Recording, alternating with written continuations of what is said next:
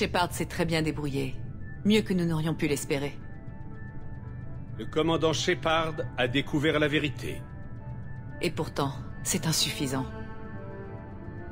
Nous sommes en guerre. Personne n'ose l'admettre, mais l'humanité est attaquée.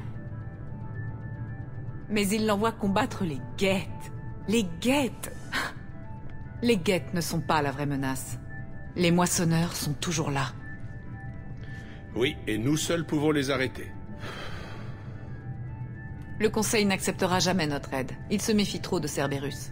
Après tout ce que les humains ont accompli. Shepard, en revanche, ils la suivront. C'est une icône, une véritable légende. Mais sans Shepard, si Shepard mourait, l'humanité serait perdue. Alors faites en sorte qu'elle ne meure pas.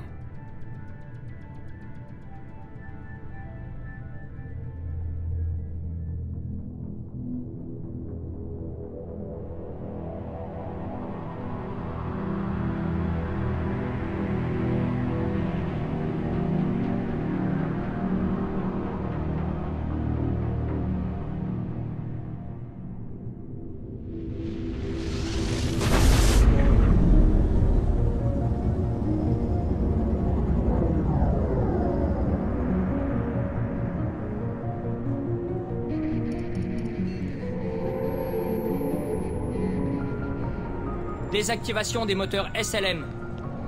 Dissipateur thermique actif. Témoin ouvert, on est en furtif. On perd notre temps. 4 jours à passer ce secteur au peigne fin sans trouver le moindre signe d'activité Geth. 3 vaisseaux ont disparu ici le mois dernier. Quelque chose leur est arrivé. Je parie sur les esclavagistes. C'est pas ça qui manque dans les systèmes Terminus. Je capte un contact sur le scanner longue portée. Vaisseau non identifié. Un croiseur à première vue. Ça ne ressemble à aucune signature connue. Le croiseur change d'itinéraire. Il est passé en trajectoire d'interception. Impossible. Les systèmes furtifs sont activés. Un vaisseau Geth n'aurait jamais... Ce ne sont pas les Geth. Gaffe, manœuvre évasive!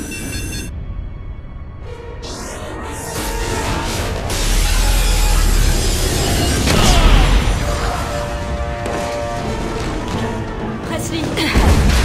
Rien significatif. Avarie multiple. Arme inutilisable. On éteint cet incendie!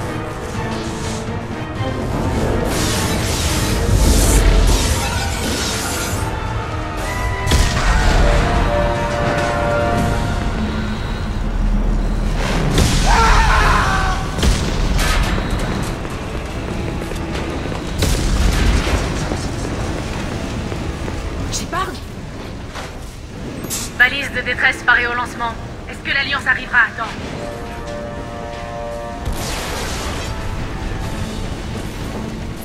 L'Alliance ne nous laissera pas tomber. Tout ce qu'il faut, c'est tenir bon. Faites monter tout le monde dans les navettes d'évacuation. Joker est toujours dans le cockpit. Il n'abandonnera pas le vaisseau. Moi non plus, je ne pars pas. Vous allez faire monter l'équipage dans les navettes d'évacuation. Moi, je m'occupe de Joker. Commandant? Ashley, partez. Tout de suite. Oui, chef.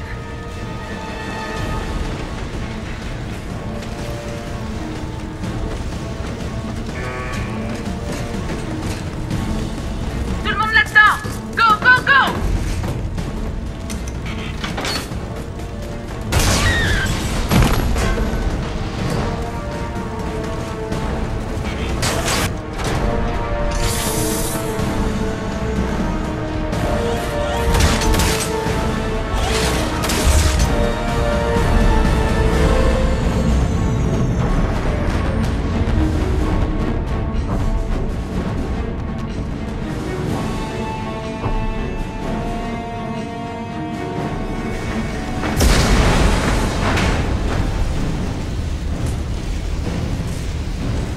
Mayday, Mayday, Mayday. Ici le SSV Normandie. Ennemi non identifié. Avons subi de lourds dégâts. Allez, ma belle, te démonte pas, te démonte pas.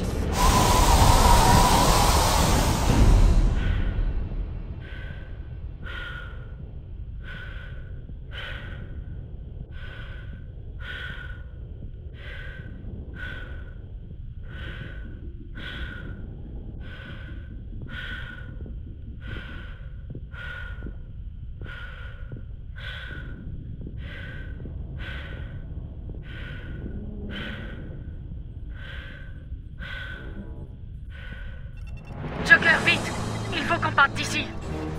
Non, je n'abandonnerai pas le Normandie. Je peux encore le sauver. Le Normandie est foutu. Ce n'est pas en crevant avec que ça va changer. Bon, d'accord. Aidez-moi à me lever. Il remplit pour une autre attaque.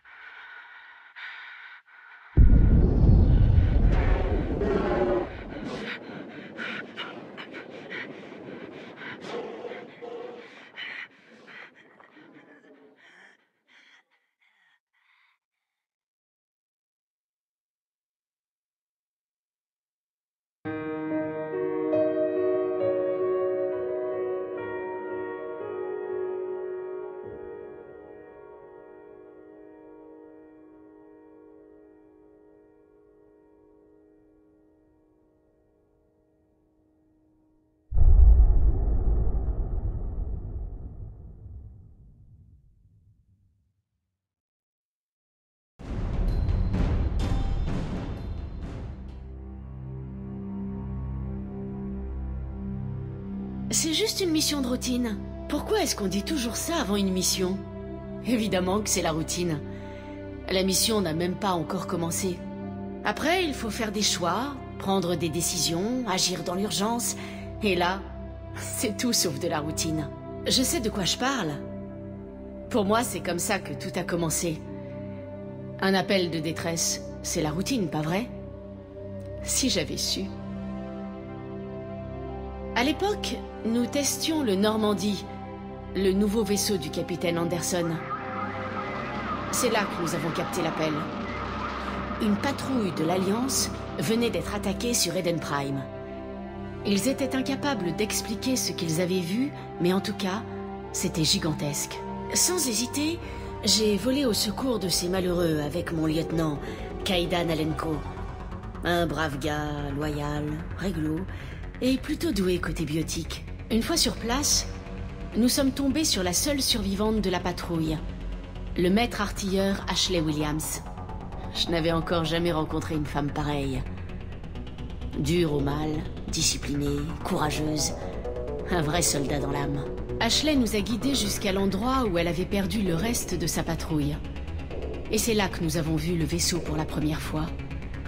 Il ne ressemblait à rien de ce que j'avais vu jusque-là. Il était immense. En décollant, il n'a laissé dans son sillage qu'une terre brûlée. Nous avons remonté la piste jusqu'à un artefact, une balise construite par une race disparue, les Protéens. Les colons étaient tombés dessus en faisant des fouilles, et cette balise était manifestement l'objectif de ceux qui avaient attaqué Eden Prime. Le lieutenant Kaidan Alenko s'est approché de la balise, qui lui a balancé une sacrée décharge d'énergie. J'ai réussi à le pousser hors de danger, mais j'ai pris le rayon de plein fouet. Et c'est là que tout a changé. Une douleur intense dans tous les muscles de mon corps. Une vision, un rêve, un cauchemar. À mon réveil, nous étions en route pour la citadelle. J'allais y rencontrer le conseil et leur expliquer ce que j'avais vu. Le capitaine Anderson m'accompagnait, ainsi que l'ambassadeur Udina, notre représentant politique sur la citadelle. Avec l'aide de ces deux personnages influents, j'espérais convaincre le Conseil de la menace potentielle que représentait ce monstrueux vaisseau et la personne à l'origine de ces attaques. Le principal suspect pour le massacre d'Eden Prime était un spectre turien nommé Saren. Il avait été identifié par l'un des rares survivants et certains indices montraient qu'il était lié d'une manière ou d'une autre au vaisseau inconnu. Mais en dépit des accusations portées par Udina, le Conseil resta sourd à nos appels, incapable de croire qu'un spectre, un de leurs agents d'élite, ait pu commettre une horreur pareille. Ils avaient besoin d'une preuve. À moi de la leur fournir. Heureusement pour moi, j'allais rencontrer des alliés précieux. Garrus, un agent renommé du service de sécurité de la Citadelle, et Turien lui-même, vint à ma rencontre pour me proposer son aide, au risque de s'attirer les foudres de ses supérieurs. Grâce à lui, mon enquête était enfin lancée. L'une des pistes de Garrus nous mena vers Vrex, un imposant chasseur de primes Krogan. Malgré ses airs de brute épaisse, Vrex possédait des informations sur une fugitive qui en savait un peu trop sur les activités de sa reine. Cette fugitive, une petite carienne énergique du nom de Tali, était en fait une experte en piratage qui avait découvert certaines informations sur sa reine et notamment des preuves de sa culpabilité. J'avais donc en main la preuve que sa reine était responsable du massacre d'Eden Prime et que le vaisseau inconnu était en fait son vaisseau amiral. Mais il n'avait pas l'intention d'en rester là. Sa reine cherchait en fait un moyen de faire revenir les moissonneurs, une race de machines intelligentes vivant aux confins de la galaxie. Il y a 50 000 ans, ces moissonneurs auraient détruit toute forme de vie dans l'univers, et notamment les protéins. Voilà qui expliquait en partie mes visions et la raison pour laquelle sa reine cherchait à retrouver la balise. Mais tout le reste était encore bien flou. Le Conseil refusa de croire à la menace des moissonneurs, mais comprit que sa reine devait être mise hors d'état de nuire. Il fut donc déchu de son statut de spectre.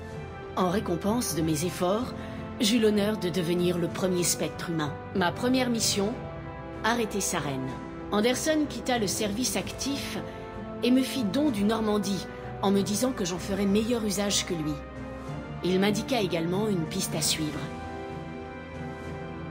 Liara, experte de la race protéenne, adepte biotique et, plus important encore, fille de la matriarche Benezia, le bras droit de sa reine. Comme toutes les Asari, Liara était aussi belle qu'intelligente. Elle m'aida à mieux comprendre la vision provoquée par la balise, m'offrant ainsi des indices précieux et me faisant voir les Asari sous un nouveau jour. Sa technique pour examiner ma vision était en effet surprenante, mais loin d'être désagréable. Kaidan était préoccupé par mon nouveau lien avec Liara. En tant que commandant, je savais que toute relation personnelle pouvait faire échouer la mission. Notre mission était trop importante et le sort de millions de personnes était entre nos mains. Mon unique objectif était de retrouver sa reine. Tout le reste devrait attendre. Liara nous mena jusqu'à sa mère, que sa reine avait postée sur Noveria, une planète gelée dirigée par de vastes consortiums opérant en toute illégalité. Sa reine avait réduit en esclavage la reine des Rachni, une dangereuse race insectoïde, afin que Benezia puisse extraire des informations de son esprit grâce à une technique identique à celle que Liara avait utilisée sur moi. Pour atteindre la reine, il fallut nous frayer un chemin au travers de centaines de soldats Rachni enragés. À notre arrivée, sa reine était déjà partie, emportant avec lui les précieuses informations. Je tentais de raisonner Benezia, mais sa reine, désormais capable de soumettre les autres à sa volonté, l'avait totalement endoctrinée. Elle refusa de se rendre, et Liara dut la regarder mourir dans ses bras. Restait encore à régler le problème de la reine Rachni, qui me jura que son peuple resterait pacifique si je la relâchais. Mais pouvais-je vraiment faire confiance à une race qui avait autrefois fait régner la terreur sur la galaxie? En fin de compte, je décidai de la libérer. Les Rachni ne seraient pas victimes des erreurs de leurs ancêtres. La reine honora sa promesse et quitta la planète avec son armée. Avec la mort de son bras droit, sa reine se retrouvait à court de temps et d'endroits pour se cacher. Je retrouvai sa trace sur Virmir, où il avait installé une base d'opération qui s'avéra bien vite être également une zone d'élevage. Sa reine mettait sur pied une armée de Krogan.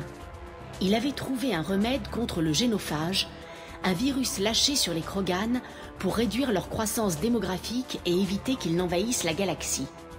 mais Sarene n'agissait pas par altruisme. Ses soldats n'étaient rien de plus que des esclaves, des bêtes sans cervelle entièrement soumises à sa volonté. Le danger était trop grand. Je devais absolument détruire cette base et tout ce qu'elle contenait. Le problème, c'est que Vrex n'était pas d'accord. Pas d'accord du tout. Vrex voulait récupérer le remède contre le génophage. En dépit de tous mes efforts pour le convaincre, il refusait d'entendre raison. En fin de compte, il ne me laissa pas d'autre choix que de le tuer. Le projet de Sarene représentait une menace trop grande pour le reste de la galaxie, même s'il pouvait fournir un remède aux Krogan. C'est en arrivant au cœur de la base que je réalisai à quel point Sarene était proche du but. Depuis le début, il communiquait avec un moissonneur, Sovereign, le vaisseau que nous avions aperçu sur Eden Prime. Nous eûmes une conversation. Bien plus qu'un simple vaisseau, c'était un être intelligent, empli de haine pour toute forme de vie. Quel pouvait bien être l'intérêt de Sarene dans cette histoire? La réponse devrait attendre. Sovereign nous avait repérés et nous devions détruire la base au plus vite. Je divisais mon équipe en 2 escouades pour faire diversion. Ash menait la première, tandis que Kaidan était dans l'autre. Nous avions une tête nucléaire et nous comptions bien nous en servir. Mais Sarene arriva avant que nous ayons pu activer la bombe et le combat s'engagea. Alors que je tentais de gagner du temps pour mon équipe, je compris enfin toute la vérité. Ce n'était pas Sarene qui avait le pouvoir d'endoctriner tout le monde, mais Sovereign. Sarene n'était en fait qu'un pion entre les mains de Sovereign, une marionnette totalement sous le contrôle du moissonneur. Il était persuadé d'agir de sa propre volonté, essayant de me convaincre qu'il avait trouvé un moyen de réduire l'influence du moissonneur. Mais ce n'était là qu'un mensonge de plus, murmuré à ses oreilles par Sovereign. Une nouvelle fois, il parvint à s'enfuir, ne me laissant que quelques secondes pour tirer d'affaire mes compagnons. Hélas, il était trop tard et je ne pouvais sauver que l'un d'entre eux. Kaidan était un homme bien et un bon soldat, mais je devais faire un choix, et j'ai choisi Ashley. C'était la dernière fois que je laissais Sarene m'échapper. Lors de notre prochaine rencontre, l'un de nous deux devrait mourir.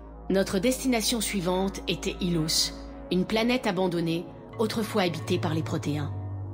Pour préparer cet affrontement désespéré, je fis un discours devant mon équipage. Avec un seul vaisseau face à toute une armée, le combat était inégal, mais je savais que nous pouvions en sortir vainqueurs. Je refusais de l'admettre, mais j'étais en proie au doute. La mort de Kaidan avait renforcé ma détermination, mais elle avait également ouvert une brèche dans mon armure. Combien d'amis devrais-je encore sacrifier pour arrêter Sarene? Une fois sur Ilos, je découvris une base de données protéennes grâce à laquelle je pus enfin assembler les dernières pièces du puzzle et comprendre ma vision. Tous les 50 000 ans, les moissonneurs détruisaient toute forme de vie intelligente dans la galaxie. Comme tant d'autres avant eux, les Protéens avaient tenté de résister en vain. Quelques-uns avaient néanmoins survécu assez longtemps pour nous laisser un cadeau d'adieu.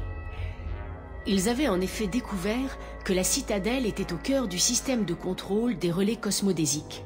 En la sabotant, ils avaient réussi à fermer les relais menant vers l'abîme, retardant ainsi le retour des moissonneurs, dans l'espoir que les races qui leur succéderaient seraient capables de trouver une solution pour mettre un terme à ce cycle de destruction. Sarene savait tout cela. C'est pourquoi il lança son armée à l'assaut de la citadelle. S'il parvenait à réactiver les relais vers l'abîme, le retour des moissonneurs signifierait notre fin à tous. Retour au point de départ. La citadelle résistait encore, mais elle était gravement endommagée. La flotte du Conseil était puissante, mais elle avait été attaquée par surprise avant d'avoir pu se regrouper. Et face à une armée menée par Sovereign, il y avait peu de chances pour que la flotte puisse riposter avec suffisamment de puissance pour reprendre la citadelle. Mais cette fois-ci, Sarene ne m'échapperait pas. Alors que les vaisseaux de l'Alliance et de la citadelle affrontaient la flotte de Sarene, je retrouvais celui-ci dans la tour de la citadelle pour un ultime face-à-face. Ce pauvre fou mourut en pensant que les moissonneurs allaient le sauver. Malgré la mort de Sarene, Sovereign et son armée poursuivaient le combat contre la citadelle, et leurs attaques finirent par atteindre le Destiny Ascension, vaisseau amiral du Conseil. Le Conseil demandait de l'aide, mais je ne pouvais pas le sauver sans mettre en danger la flotte humaine de l'Alliance. Le Conseil était l'âme de la communauté galactique. Il devait être sauvé. Si le Conseil disparaissait, la confusion envahirait la flotte. Sarenne vaincue et la citadelle sous notre contrôle, le Normandie prit la tête de la flotte galactique qui se rassembla pour lutter contre Sovereign. Même s'il s'agissait d'un seul et unique moissonneur, il préleva un lourd tribut dans nos rangs avant de finalement succomber à nos attaques. Un lourd tribut. L'humanité, en récompense de ses efforts durant la guerre, avait gagné le droit de siéger au Conseil. Mais la victoire était amère. Les moissonneurs constituaient toujours une menace. Ils avaient perdu une bataille, mais la guerre était loin d'être terminée. Puisque j'avais mené le combat contre Sarenne, on me confia de nouvelles responsabilités. Le choix du premier conseiller humain de l'histoire m'incombait. D'un côté, l'ambassadeur Udina, politicien confirmé, impitoyable et ambitieux. Il n'aurait aucun mal à éviter les pièges que ses adversaires n'allaient pas manquer de lui tendre. De l'autre, le capitaine Anderson, soldat de carrière, droit comme la justice, mais avant tout un ami et un homme de confiance. Tous deux avaient les qualités requises. Anderson ne voulait pas du poste, ce qui constituait à mes yeux la meilleure raison de le lui donner. Au moins, il ne risquait pas d'être victime de son ambition. La guerre était terminée. La menace était écartée pour un temps. Le Conseil allait se reformer et la citadelle pouvait être réparée. Tout serait bientôt rentré dans l'ordre et même le souvenir des amis perdus finirait par s'estomper. Mais je savais que cette paix retrouvée n'était que temporaire. Les moissonneurs n'avaient pas dit leur dernier mot. Et s'ils étaient tous aussi puissants que Sovereign, il fallait à tout prix trouver un moyen de les arrêter. Je devais trouver un moyen. Alors j'ai rassemblé mon équipe et nous sommes partis en quête de réponse. Officiellement, ma mission consistait à éliminer les derniers éléments de l'armée de Sarenne. Une mission toute simple. Une mission de routine, en somme.